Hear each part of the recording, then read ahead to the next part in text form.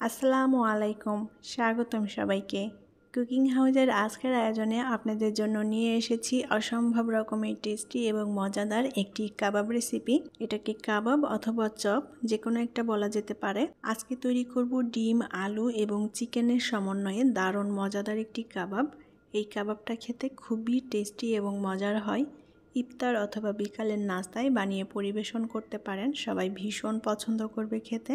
ঘরোয়া মশলা দিয়েই খুব সহজেই এই কাবাবটি তৈরি করে নেওয়া যায়। তাহলে চলুন কিভাবে চিকেন এগ কাবাব তৈরি করি সেটা দেখে নেই।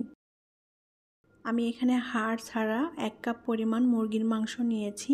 মাংসটা আমি আগে থেকেই সেদ্ধ করে নিয়েছি, ছোট ছোট টুকরো করে কেটে নিয়ে মাংসটা সেদ্ধ করার সময় সামান্য আদা রসুন বাটা আর লবণ দিয়ে মাংসটাকে ভালো মতো সেদ্ধ করে নিয়েছি। এখন এই মাংসটাকে আমি হাত দিয়ে এভাবে ঝুরঝুরে করে নেব। এটা চাইলে কাঁটা চামচ দিয়েও করে নিতে পারেন, তো আমি হাত দিয়েই করে নিচ্ছি। হাত দিয়েও খুব সহজেই মাংসটাকে ঝুরঝুরে করে নেওয়া যাচ্ছে। মাংসটা একেবারে মিহি করে বেটে নেওয়া যাবে না, মাংসটা এরকম একটু ঝুরঝুরে রাখলে এই কাবাবটা খেতে অনেক বেশি ভালো লাগে। তো আমি সম্পূর্ণ মাংসটাই এভাবে ঝুরঝুরে করে নিয়েছি। এখানে আমি একটা আলু সেদ্ধ করে নিয়েছি মিডিয়াম সাইজের। এখন এই আলুটা আমি গ্রেটার দিয়ে গ্রেট করে নেব। আলুটা চাইলে হাত দিয়ে চটকেও নিতে পারেন, তো আলুতে আমি কোনো দানা দানা রাখবো না, যার কারণে আলুটা গ্রেট করে নিলাম। আর এখানে একটা ডিম সেদ্ধ করে নিয়েছি, এখন এই ডিমটাও আমি গ্রেট করে নেব।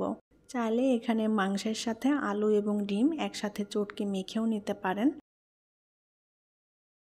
এখন আমি এর মধ্যে দিয়ে দেব পেঁয়াজ কুচি। পেঁয়াজটা একটু মিহি কুচি করে নিয়েছি, পরিমাণ মতো নিয়েছি পেঁয়াজটা। আর দিয়ে দেব কাঁচামরিচ, আমি এখানে 3টা কাঁচামরিচ মিহি কুচি করে নিয়েছি। আদা রসুন বাটা দিয়ে দেব 1 চা চামচ। ধনেপাতা কুচি দিয়ে দেব। বেসন দিয়ে দেব 1 টেবিল চামচ পরিমাণ। আর এখানে আমি নিয়েছি শুকনা মরিচের গুঁড়া, জিরার গুঁড়া, ধনিয়ার গুঁড়া, গোলমরিচের গুঁড়া, পরিমাণ মতো লবণ, আর নিয়েছি কিছুটা গরম মশলা এবং হলুদ গুঁড়া। এখানে গোলমরিচ বাদে সব মশলাটাই 1/2 চা চামচের মতো আছে। যে যতটা কাবাব তৈরি করতে চান সেই আন্দাজ মতো করে মশলাটা নিয়ে নিতে হবে। মশলাটা দিয়ে এখন একত্রে সব কিছু ভালোভাবে মেখে নেব। আর এখানে আমি যে বেসনটা দিয়েছি, বেসনটা দিলে মিশ্রণটা একটু আঠালো হবে, এটা ভাজার সময় আর খুলে আসবে না। আমি কাবাবের মিশ্রণটা খুব ভালোভাবে মেখে নিয়েছি। এখন পরিমাণ মতো করে মিশ্রণটা নিয়ে ছোট ছোট করে আমি কাবাবগুলো তৈরি করে নেব। এটা আপনাদের পছন্দ মতো সাইজ করে তৈরি করে নিতে পারেন। কাবাবগুলো আমি গোল শেপে তৈরি করে নিয়েছি, এটাও আপনাদের পছন্দ মতো শেপে তৈরি করে নিতে পারেন। আমি এইভাবে ছোট ছোট গোল করে সবগুলো কাবাব তৈরি করে নেব। কাবাবগুলো আমি ডিমে কোট করে নেব, তার জন্য এখানে একটা ডিম ভেঙে নিয়েছি। এখন ডিমটাকে আমি ফেটিয়ে নেব। ডিমের মধ্যে আমি কোনো কিছু অ্যাড করছি না, শুধুমাত্র ডিমটাই ফেটিয়ে নেব ভালো মতো। আর এই কাবাবগুলো ডিমে কোট করে ভেজে নিলে খুবই ভালো লাগবে খেতে, অনেক বেশি সুস্বাদু হয় কাবাবগুলো। আমি ভালো মতো ডিমটা ফেটিয়ে নিয়েছি।